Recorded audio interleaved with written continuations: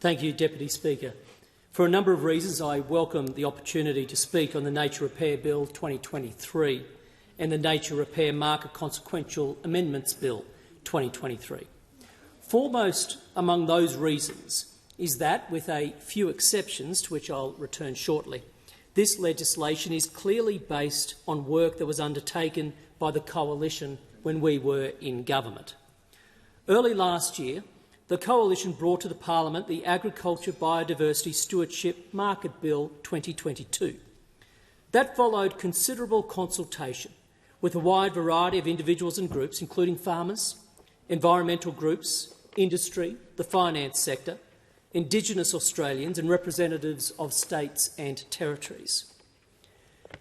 As Minister for Agriculture at the time, the member for Maranoa told the House on 9 February 2022, the content of that bill was predominantly designed to give greater recognition to the role played by farmers across Australia in cultivating and maintaining healthy ecosystems across approximately 60% of the country's landmass.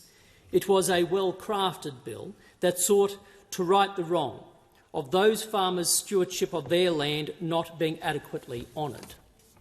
It did this by seeking to give expression to a biodiversity stewardship market that financially rewarded landholders who restored, protected and enhanced their local environment.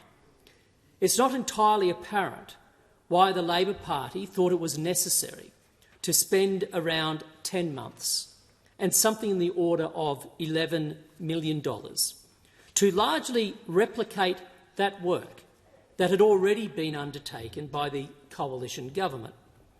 It also begs the question why Labor has brazenly claimed, as they have done on a number of occasions, that their legislation is a world first, when in truth the legislation before us today is not even an Australian first.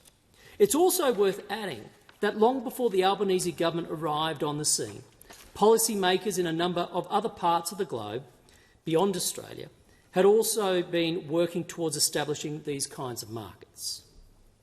For the Coalition's part, we have believed for some time now in the potential of a voluntary biodiversity market in Australia.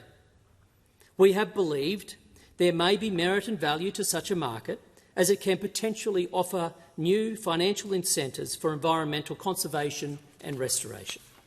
We therefore welcome the general thrust of Labor's approach, which is now to try to introduce such a market from the second half of 2024. And we commend them on adopting a continuation of our general approach and for, in effect, agreeing that the former Coalition government's approach was correct. However, it needs to be stressed that there are a number of stark and consequential contrasts between the legislation of the former Coalition government and that legislation of Labor which is before the House. The most critical of those differences is Labor's decision to extend the remit of the market beyond purely agricultural land. By widening the market to potentially cover all land tenure and water, they're almost inevitably going to bring more stakeholders and many different kinds of scenarios into the marketplace. In the early days, at the very least, that's likely to lead to confusion, particularly for first-time entrants into a biodiversity market, and also for anyone trying to determine whose specific consent will be needed in each case for projects to proceed.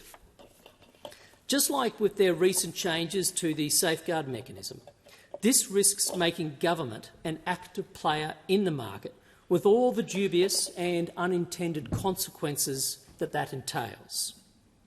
These bills allow potential participants in the market to define and apply their own idiosyncratic methodologies for their projects. That's probably going to take on a life of its own and won't be likely to have the same integrity and controls as our proposed scheme did. The Coalition scheme was based strictly on the application to potential projects of the carbon plus biodiversity and enhancing remnant vegetation assessment models, on which we worked in collaboration with the ANU. Based on our experience, we have serious reservations about an opening up of the parameters and methodologies by which projects can be assessed and certificates can be traded. Further, there also remains uncertainty about what criteria and evidence will be used in relation to the exclusion of projects, the precise role of the native title body corporate, and indeed how native title considerations will be made more broadly. What standards or controls will exist in relation to biodiversity assessment instruments, and to what extent changes made to offset regimes in other areas of Albanese government laws, regulations and policies might or might not apply here. It is therefore appropriate that the bills have been referred to the Senate Environment and Communications Committee. A number of technical aspects of the Nature Repair Market Bill also require more detailed scrutiny. We hope that the committee will be adequately informed of the reasoning behind the changes being proposed in these bills. We also hope that the committee process highlights what both the Coalition and Labor have gotten right, and indeed how we might be able to improve the operation of the market even further, especially in laying the groundwork for government spending on environmental measures to be much better targeted. Now, we know that groups like the Greens think that money might grow on trees and that they want billions and billions of extra dollars to be spent by governments and therefore by taxpayers on their favourite conservation and environmental projects long into the future. But clearly it's an impossible ask. And what makes things even harder for future governments are the various dirty deals that can be done between the Greens and the Labor Party, such deals that have the effect of putting the budget under more and more pressure. In the light of such constraints, there is an imperative to try to foster and encourage more private sector involvement and better recognition of responsible private landholders' actions. In closing, I think anyone closely following this debate will not be surprised to see the Coalition reserve our final position on these bills until after the Senate committee process concludes. It may also be that we seek to encourage the government to make changes to the bills, or that we seek to make some amendments of our own when the bills reach the Senate. In principle, at this point, and in keeping with all the work we have previously done in this area, the Coalition cannot support the passage of either of these bills. There are too many gaps. There is too much missing detail. And accordingly, there are too many concerns from a number of key stakeholders for them to receive our endorsement.